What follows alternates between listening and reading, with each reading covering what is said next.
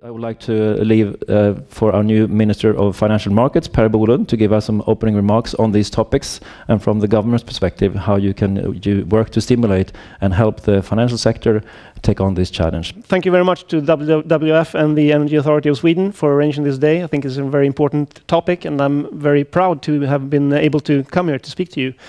So thank you for that as well. I'm discussing these issues, of course, very much in my work, and I see continuing and growing interest in these issues. So not just from the environmental organizations and from the Green Party, which I represent, but also from the financial markets and the investors. They actually see this as a growing problem. And I think that is encouraging, that this message is spreading not just through the environmental community and through the authorities and through the researchers, but also to the investors on the private markets. So I think that this is it's been quite frustrating sometimes that it's taken so long, but now I think that we are in a position where we actually this message will be quite profound in the future, and I think that this will change the way we look at investments in the future. And the Swedish government would very much like to be part of that, of course. So I'm coming back to that, what we can do in the close future to increase the possibilities to make sound investments in the future. So I'm the Minister for Financial Markets and Consumer Affairs in the new government. We've only been in place for about 6 weeks, so we're starting up. But it's a very interesting work, and I think that is a very good combination as well, being both Minister for Financial Markets and for Consumer Affairs, because as I see it, these overlap quite a lot. We are all investors in some ways, either through our private funds, private spendings, but also through our pension systems. And of course, in that case, we are consumers in future pensions. So as consumers, we also have a responsibility to act according to sustainable development goals. And I think that we also need information to be able to do that. And that is one part of what the government is discussing and planning to make it possible to be responsible consumers when it comes to finance markets. So I'd like to give a short repetition. I'm a biologist by education, so I like to start in the natural sciences when I do these kinds of talks. So this may be some repetition for many of you, but I think that this is a message that needs to be repeated as well. So we have planetary boundaries. This is research done by Johan Rockström at the Stockholm Resilience Center and others on an international scale. And he's tried to look at what are the boundaries for the economic system, the boundaries that we can't move over in case we want to have a sustainable economic system. And it's the green dot in the middle that is the sustainable boundaries, the borders that we cannot surpass if we want to have a sustainable economic system that can continue into the future. And as you can see already, they have seen 9 different boundaries that the economy cannot surpass. And as you can see already, there are at least 3 of them that we already have surpassed in our economic system to this day. And that is, of course, biodiversity loss, which is quite alarming. We know what happens when we start losing biodiversity. It directly affects the ecosystem services that we all need for our society to work and that the economy needs. It's the support system of the economy that is provided by the biodiversity of the planet. And with the loss we have now of species, which is about 1,000 times faster than in the normal conditions, of course, this is bad news in the long term for the economy as well. We have also the nitrogen cycle, where humans have taken the role of being the main driver of the nitrogen cycle on a global scale. So we've taken over from the natural systems. And that is, of course, showing itself in, for example, eutrophication of our seas and lakes and streams, but also in great energy use, and also connected to the third one, which is climate change, which, of course, is well known that we have already surpassed the boundaries that our system has to be within. But as you can see, there are also other issues that are growing in concern, and which may, in short term, be actually also overshooting the boundaries. And the problem here is that what I want to focus on is that we can not just focus on climate, we have to focus on all of the environmental issues that we have to meet with the economic system. And right now we have an economic system that is not managing the planet very well, and that we are already overshooting some of the boundaries where we should stay within. So there's no there's no discussing that we have to change the economic practices of our planet. And the researchers behind this article, this research also has said that we are moving into a new geological cycle, new geological era, which they call Anthropocene, where the human race is the driver of environmental change and natural change on the planet. So we're taking over from the natural systems. And this, of course, gives us great responsibility to also be responsible herders of the planet and to manage the planet and our economy in a sustainable way. If we focus on the climate, this is from the World Bank report, Turn Down the Heat, which says that we're not moving towards a 1.5 degree warmer world, which most scientists say we could manage, we could live with. We're not moving to a 2 degrees warmer world, but we're actually moving towards a 4 degree warmer world, which is bad news for all of us living in that world in the future, but also for the economic system, of course. If we do all the pledges that the governments have done so far, we could decrease the effects of climate change, maybe down to some 3 degrees or something. But still, we're not doing enough. There has to be much more done to get to a sustainable climate development.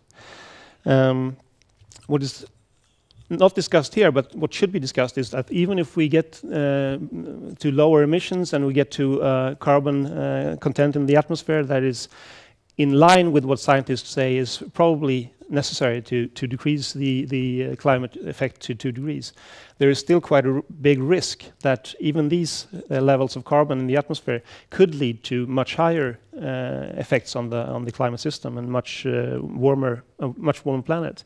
So even with, for example, 550 ppm of carbon in the atmosphere, there's quite a big risk that we could get to a 3 degree world or a 4 degree world. And we're taking risks right now with our planet that we would never do, for example, when we make the choice if we want to get to onto a plane or not. If we had, for example, a 20% chance that the plane would crash, I think most of us wouldn't get on it. But with the planet, we're actually, we take these kinds of risks. And that is one thing that we should have with us when we discuss these issues. So this, of course, is a great environmental risk. We know what this will mean for example, farming and for the ecosystem services that we need to drive our society. But this will also, of course, affect our economy profoundly if we move to a 4 degree warmer world. And we are now getting to a position where climate science has moved so far that we can actually start making a carbon budget and start discussing what is possible to do within the economic system and what is not possible to do. This is from the IPCC latest report. And they have connected the temperature change that we see, or will see in the future, to the carbon emissions and the carbon released from the ground. So we can actually connect the carbon that we extract from the ground and release into the environment to the temperature effects. And as you can see, we're already here in the 2000s. So we're already consumed quite a lot of the carbon budget that is available to the human race in the future. And if we want to stay below 2 degrees Celsius in climate change, we shouldn't emit more than about 3,000 gigatons of carbon dioxide into the atmosphere. So quite a lot of that budget is already consumed by previous generations and by our generation. And if we want to make it possible for people to live in a 2 degree warmer world or less, we have to start managing our economy and, above all, the energy use in quite a different way in order to be able to make a path to a sustainable climate future. So this is quite obvious, and I think that this message that we have a climate budget, a carbon budget that we have to be within, has changed the discussions also within the economic community quite a lot. And this is encouraging, and I think that this will lead to wiser decisions in the future. And of course, the new government of Sweden has seen this, and we've also made some statements that we actually take notice on this. And of course, the climate issue is one of the top priorities of the new government in Sweden. Partly because, for the first time, the Green Party of Sweden, which has the environmental issue as the core issue of our policies, is part of this government. So we have stated that the climate change is a global security threat and the most serious challenge of our time. and that we also have to stop investing in what destroys our planet. Investment in a better environment creates jobs and brighter prospects for the future. So we don't only see this as a threat, but also as a possibility. If we can manage to change investments into sustainable practices, we can see that it will also be able to manage a growing and prospering economy. We also say that Sweden should be a global role model for sustainable development and in tackling climate change. And that it is actually now too late for excuses. We have to have action at the climate summit in Paris in 2015. And of course, this will need both that we do our work here in Sweden and in all the countries participating in this global top meeting, but also in aiding each other on an international scale in, for example, making it possible to make sustainable investments for the climate in the poor countries of the world, where Sweden also has set aside 4 billion Swedish kronor over the 4 coming years in climate investments in the poor parts of the world. And we also stated that under this government, Sweden's emissions shall be significantly reduced to the extent needed for sustainable development globally, and that a framework for global climate policy in Sweden will be established with specific goals both for 2030 and 2040, and that this policy will be evaluated annually so that we always will know if we're on the right path towards a sustainable climate future. So I'd like to focus now on the public investment funds, which are there to safeguard our future as retired. And just to give you a short background, we have 6 different funds to manage our pension funds in Sweden. So there are 4 AP funds, then these that are invested mainly in stocks.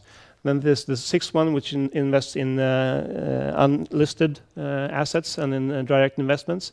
And this is the 7th one, which is in the premium pension system, which is acting on a global scale and not so much in the Swedish system. But as you can see, together it's almost, it's a bit over 1,000 billion Swedish crowns. So it's something like 150 billion euros in the Swedish pension system. So it's quite a lot of money. And of course, this also gives us great responsibility in how this money is invested. So there's been some work already done from these funds. And I think that these funds have actually taken the lead previously in managing how to decrease the carbon footprint of the pension system in Sweden. So starting with carbon footprint disclosure, the funds have recently, for example, the 3rd pension fund has recently published a carbon footprint report for the listed holdings that they have. And the 1st, 2nd, and 4th will report listed holdings for 2014. So they're actually moving ahead in reporting on what carbon or climate effects the investments have for the funds. The 6th fund, which is investing in quite a different way, is initiating a project that we're looking at methodological difficulties and trying to find methodological ways to report also for private holdings. It's not as easy to find the figures for these kind of investments as it is for stocks, but they're trying to find methodological ways to move forward in this direction as well. And the 7th fund has identified also disclosure as a priority issue, and they evaluate the different disclosure methodologies that are available to them. So all the funds are actually working in trying to show what ecological footprint the investments have. But there's not just a need for transparency when you look at the pension funds and the investments. You also have to work directly with minimizing the ecological footprint and the social effects of the funds. And there's been some work on that as well. So when you look at the 1st to 4th AP fund, you have a collaboration within the ethical council that is working with all the funds in trying to both screen the companies that they're investing in, what climate effects do they have, and to increase the transparency to show what climate effects the investments give, but also in engaging in dialogues with the companies, trying to focus on decreasing the environmental impacts and also the social impacts of the practices of the companies.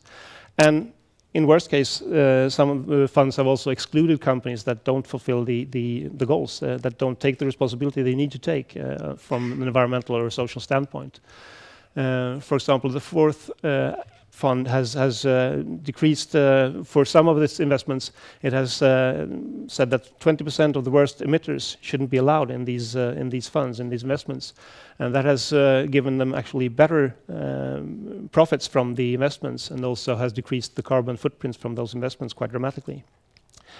There's also an international work from, for example, the fourth AP fund has been engaged in from the United Nations together with other pension fund managers internationally, and it's called Portfolio Decarbonization Coalition, where they have about $500 billion together, which they say will both be transparently, they will show transparently what effects these investments have on the climate system, but also to try to decrease the footprint of these investments quite dramatically. For the sixth fund, there's a structured process for the ESG work in both the direct investments and in the fund investment they do in unlisted equity, for example. And for the seventh fund, there is a structured process where they have a screening of the investments and also a dialogue engagement in international holdings. And they also do the exclusion work, where they exclude the ones that they don't see have a future in the sustainable society. So, to conclude, I think that this is quite a good work. It's a good start, but can you say that this is enough to actually say that the pensions funds of Sweden is managed in a sustainable way? And unfortunately, I would like to say no to that. We've not moved far enough. We have to do much more in order to get the investments that we do in our society to move in pace with what is needed, stated clearly from the science, the climate science, and also what is stated from the Swedish government, where we have to go in the future. So we're working on coming policies to see what will be possible to do and how we shall manage these funds in the future to make sure that they actually work in moving towards a sustainable future. And one thing we have to do, of course, is to change the economic system to, for example, use incentives and use taxes more directly than today to make it more profitable to invest in sustainable practices in renewable energy, for example, rather than fossil energy. And Sweden has the highest carbon tax in the world, but still we see that these incentives are not great enough to actually decrease our emissions in the pace which would be necessary to move to a sustainable climate. We also have to look at public investments directly to see that we invest in sustainable transportation and energy systems in the future. So this is, of course, what every government has to do. What the Swedish government is also looking at is trying to see, is it possible to get a greater transparency in all investment funds, both in the public funds and in the private funds. And when I, for example, go into a car salesman and buy a car, I can see listing. Is this car in the best fifth or is it in the worst fifth of the market? So we have an A to E listing. And in my view, it would be very, very interesting if I, as a fund investor, could go into the bank and see, is this fund one of the 20% best or one of the 20% worst when it comes to the carbon footprint? And we're looking into different ways in seeing, could this be made possible for investments, both private investors and public investors, to get this information? Because I think that this is, since we have a risk of stranded assets, that the energy companies in the world, the fossil companies, are so heavily invested in fossil fuels and have so big reserves that if we use all those reserves, we would actually spoil the climate totally. And if we get a climate deal in Paris 2015 and we actually manage on the global scale to decrease the climate effect, only about 20% of these reserves could be used.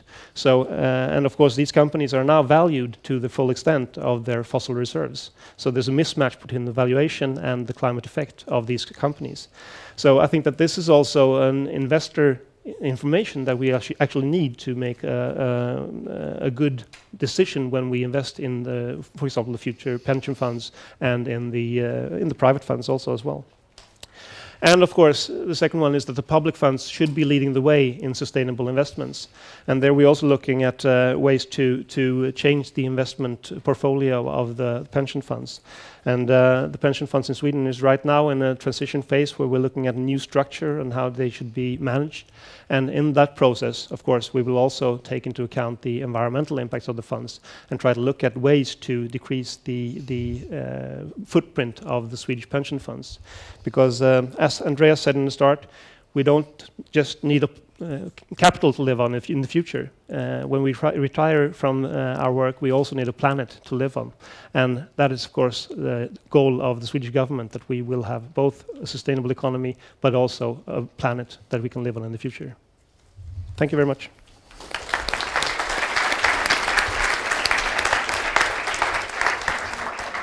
Thank you very much, Per. I wanted to follow up with a few questions to you.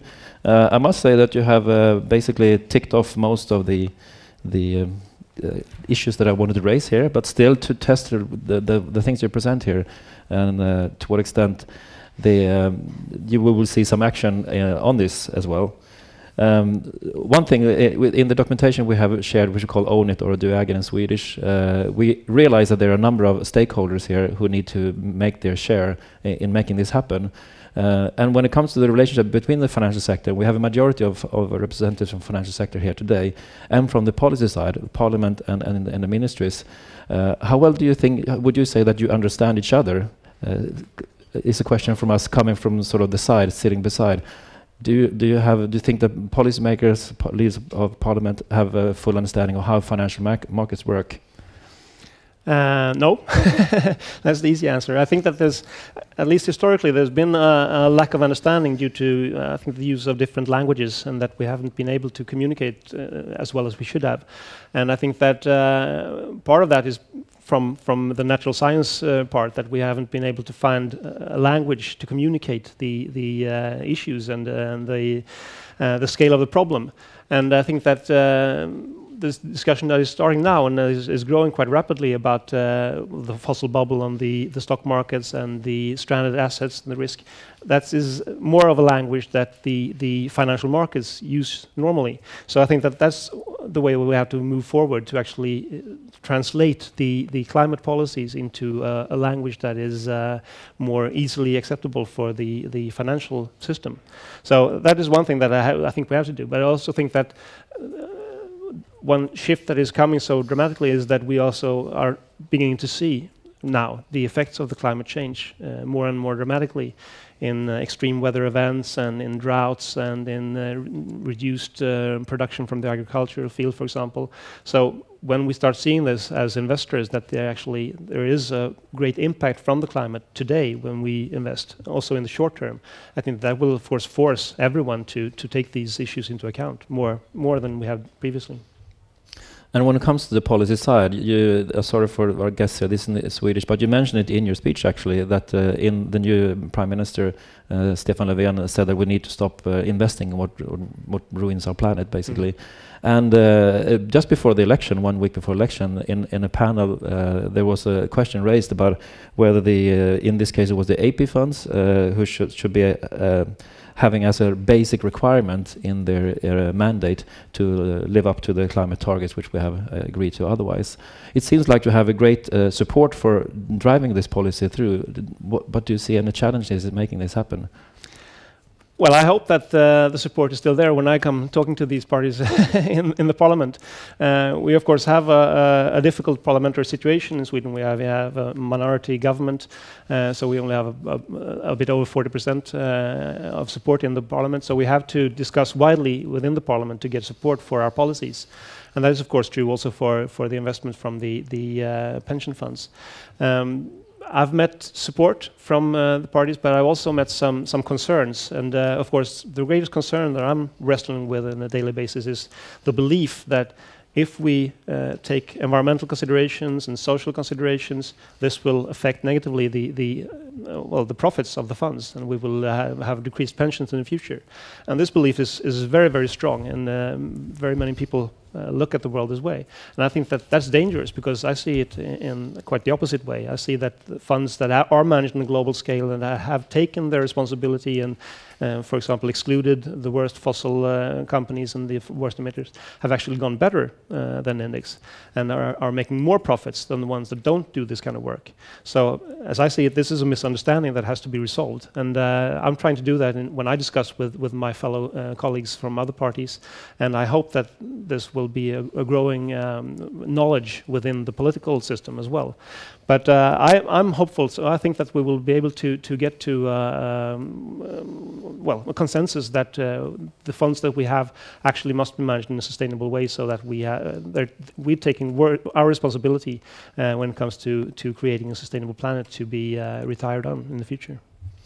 And this is only after 2 months in office, so we're asking or wishing you best of luck, and we hope we can contribute to this. This is, no one can read it here, but it's on our website, where the kind of numbers which we're presenting in our summaries here, we have pulled out very much also based on the work previously done by Carbon Tracker, which we'll hear about soon. And we hope that we can contribute to this journey with our perspective and our assessment of what we see is needed to make this happen among the stakeholders. Thank you very much, Per, for sharing this today. Thank you very much. Thank you.